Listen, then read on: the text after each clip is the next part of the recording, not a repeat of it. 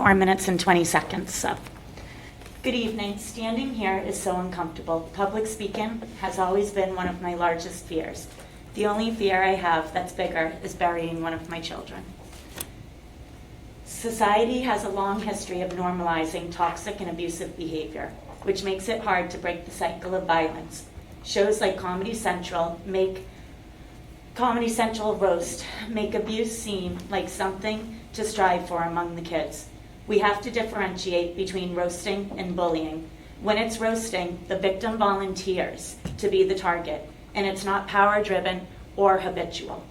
When the subject of the roast doesn't volunteer and they repeatedly ask for it to stop, it becomes abusive and bullying. Behaviors that make someone feel afraid, threatened, powerless, crazy, or rejected are talked about as if they are normal these days. Being in a toxic relationship or someone being just toxic is considered a trend these days. We have a problem when the abuse becomes so casual that it undermines real pain caused. According to a report published by the National Center for Health Statistics from 2021, the suicide rate among young adults aged 10 to 24 rose by 60%. In the same report published, it stated nearly 3 in 5 teenage girls felt persistent sadness, double the rate of boys. And 1 in 3 girls seriously consider attempting suicide. The rate of sadness were the highest reported in over a decade. In another report, it stated every 5 days, a child under the age of 13 commits suicide.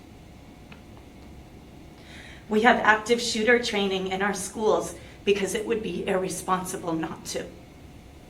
An active shooter is far more likely when you don't address the problems our children are having today. When we keep brushing it under the rug, when we as a society ignores the cries for help from our children, our parents, and our community, our children get hurt. There will be suicides, there will be shootings, there will be overdoses. It sounds so dramatic to say, and I wish that I was just saying it for theatrics. However, the reality is, when victims don't feel heard and are punished for speaking, they turn inward, lose self-esteem, and often self-harm. When that doesn't bring any release, they will attempt to end their pain.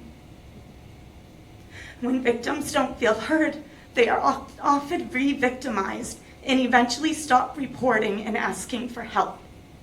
Sexism and gender violence is not okay in any setting, but when young people tell us it happens all the time in school, it points to a real failure in our society. Our children shouldn't expect to hear misogynistic sexual comments when they're on the bus, eating lunch, or playing at recess. It's not normal. At least it shouldn't be considered normal.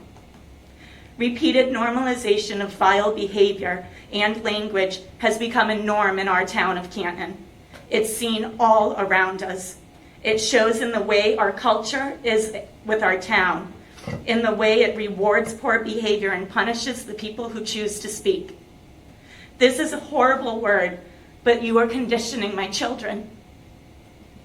You as a school district have sent the message not only is it okay for these vile things to be happening to you, but if you stand, we will punish you.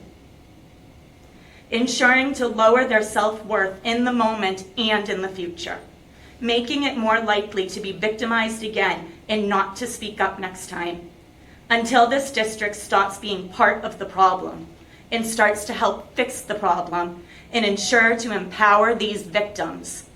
I will be back each meeting to bring more light to the things behind the scenes and possible ways that you could help us as a community. Our children deserve far better than what you are giving them. Thank you for your time.